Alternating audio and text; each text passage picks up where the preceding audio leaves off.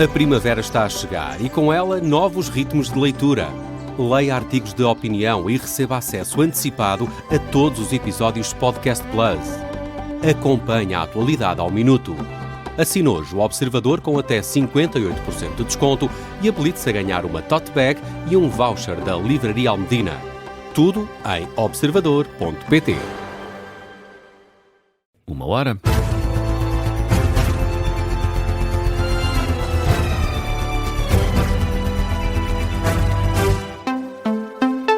Está a começar o Jornal da Uma com a edição do Luís Soares. Luís, vai ser uma subida recorde. O preço do gasóleo pode aumentar mais de 20 cêntimos na próxima semana.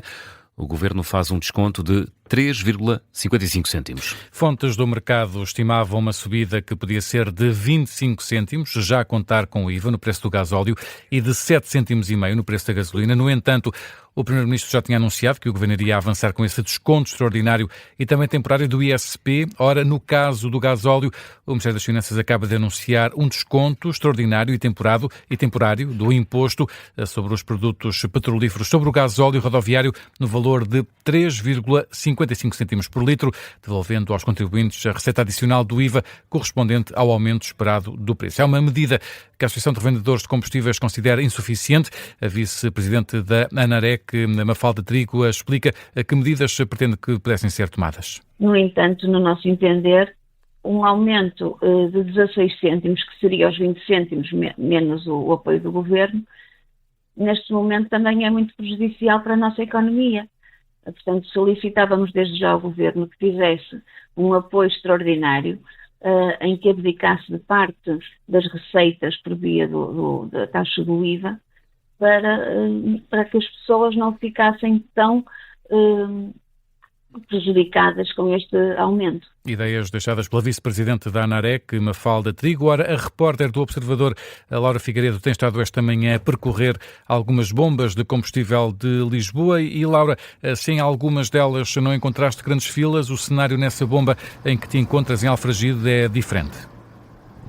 Boa tarde, Luís. É de facto um cenário diferente daquele que encontrei noutras bombas pelas quais já passei, embora tenha também visto algumas com bastantes carros. Aqui a fila é consideravelmente maior, começa já no exterior da bomba, o trânsito está mesmo já condicionado na rotunda que dá acesso a este posto de combustível e parecem ser cada vez mais os carros que chegam até aqui então para abastecer.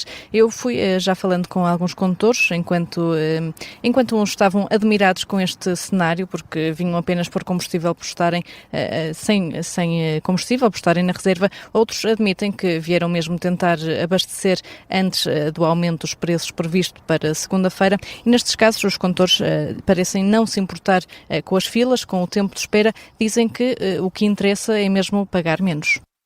Dura o tempo que durar, pagando menos já é algo de bom, porque nós já pagamos tanto em impostos e etc. Não me vou alongar, mas se puder pagar menos, não pago mais. O testemunho de Maria Roma, uma das condutoras com quem falei enquanto estava aqui, enquanto esperava na fila para abastecer, já sobre o anúncio do Primeiro-Ministro sobre o desconto extraordinário do ISP. Foi então há pouco confirmado pelo Governo, como dizias, Luís, mas as reações que tenho ouvido ao longo da manhã iam todas no mesmo sentido. Havia bastantes dúvidas quanto à execução desta medida.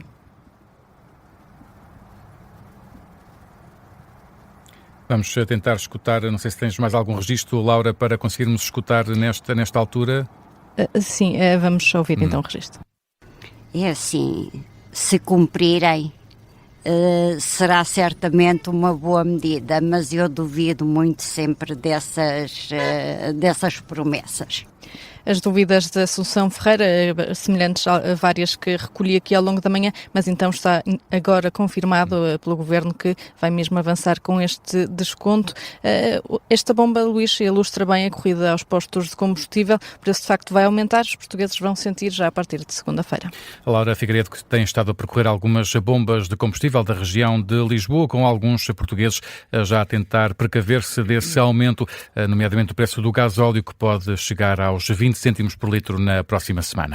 E esta subida do preço dos combustíveis fica a dever-se, Luís, em muito ao aumento do preço do petróleo, que esta manhã chegou a superar os $87 por barril. Um valor que significa um máximo desde 2024. A dimensão do conflito no Médio Oriente, que se estende agora de Chipre à Arábia Saudita, ameaça provocar perturbações significativas no fornecimento global de petróleo, com os analistas a avisarem que um conflito prolongado poderá levar o preço do petróleo para valores acima dos $100. Já o ministro da Energia do Qatar avisa que o conflito no Médio Oriente pode elevar o preço do petróleo até aos $150 por barril e deitar assim abaixo as economias mundiais. Mais de 1.000 cidadãos da União Europeia já foram repatriados do Médio Oriente em voos organizados pela Comissão Europeia. Até agora foram 10 voos e há mais previstos nos próximos dias. É o balanço feito por Bruxelas, depois de 17 Estados-membros da União Europeia, incluindo Portugal, terem ativado o Mecanismo Europeu de Proteção Civil. Portugal fez ontem à tarde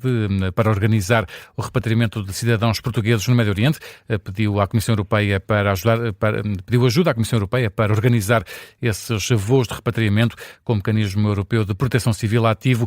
Bruxelas pode pagar parte dos custos financeiros dos voos de repatriamento, mas apenas se 30% dos lugares disponíveis forem oferecidos a cidadãos de outros países da União Europeia. E precisamente esta manhã aterrou em Lisboa mais um avião com cerca de 150 cidadãos repatriados do Médio Oriente.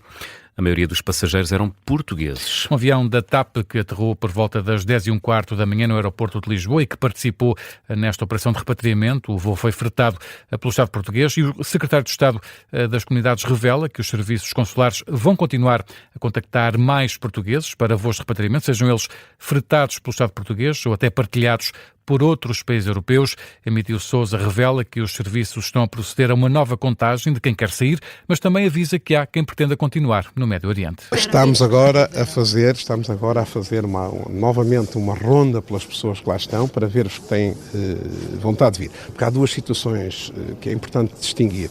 Os residentes, a maioria quer continuar lá, sentem-se seguros, os meios de defesa aéreos dos países onde estão funcionam bem, e há os viajantes que foram apanhados numa situação muitas vezes até de transbordo de avião que esses querem vir. Portanto, são duas situações diferentes.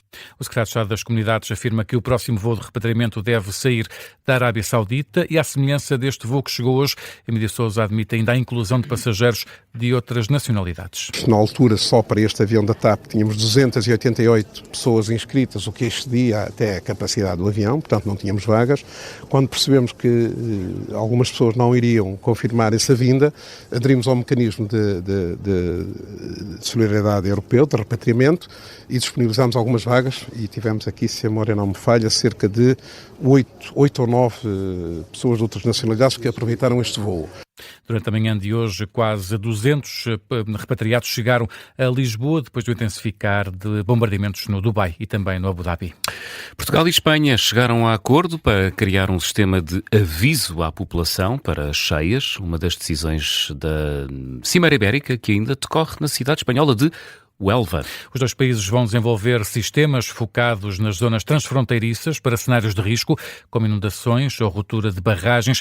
É o que se pode ler num documento assinado pelos ministros da Administração Interna dos dois países. O memorando prevê ainda a avaliação conjunta de riscos para criar planos de emergência comuns. Nesta cimeira que decorre em Huelva, no sul de Espanha, os governos ibéricos acordaram também na criação do Fórum Estratégico Luso-Espanhol para uma maior competitividade. Os executivos dos dois países vão passar a ter 2 reuniões ministeriais por ano. A primeira sessão realiza-se ainda no primeiro semestre deste ano.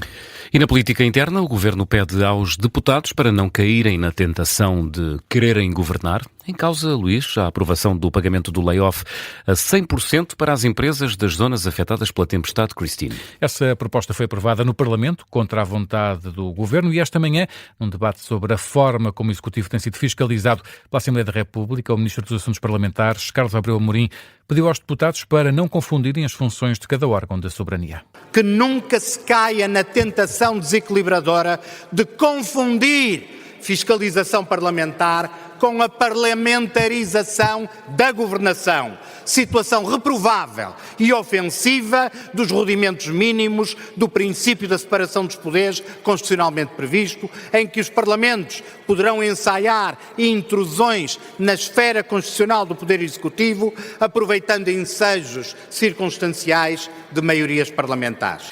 Carlos Abreu Amorim, em resposta aos deputados na Assembleia da República, em que adiantou ainda que os ministros estiveram no Parlamento mais de 500 vezes durante o anterior governo de Luís Montenegro. 1h09, Luís, que outras notícias vão marcando a atualidade esta sexta-feira? António José Seguro recebeu esta manhã o Ministro dos Negócios Estrangeiros, Paulo Rangel, no Palácio de Queluz. O titular da diplomacia portuguesa foi recebido pelo Presidente eleito para acertar os detalhes da agenda internacional de António José Seguro. O ainda chefe de Estado, Marcelo Rebelo de Sousa, encerrou as viagens internacionais com uma visita ao Vaticano e a Madrid. O coordenador do Bloco de Esquerda acusa Paulo Rangel de não ter condições para continuar como Ministro de Estado e dos Negócios Estrangeiros. Nas redes sociais, o José Manuel Pureza cita uma notícia do Expresso que dá conta de que os Estados Unidos fizeram 7 voos a partir das Lajes para apoiar os ataques ao Irão. Ora, Pureza diz que Portugal foi cúmplice de Donald Trump ao violar o direito internacional e acusa Paulo Rangel de ter omitido informação. A UEFA castigou o Real Madrid por racismo durante o jogo contra o Benfica em Espanha. Em causa estão comportamentos racistas ou discriminatórios por parte de adeptos madrilenos. O Real Madrid vai ser multado em 15 mil euros, além de uma sanção de um jogo de encerramento de um setor do estádio que só será cumprido em caso de reincidência. Luís Soares e o Jornal da UMA.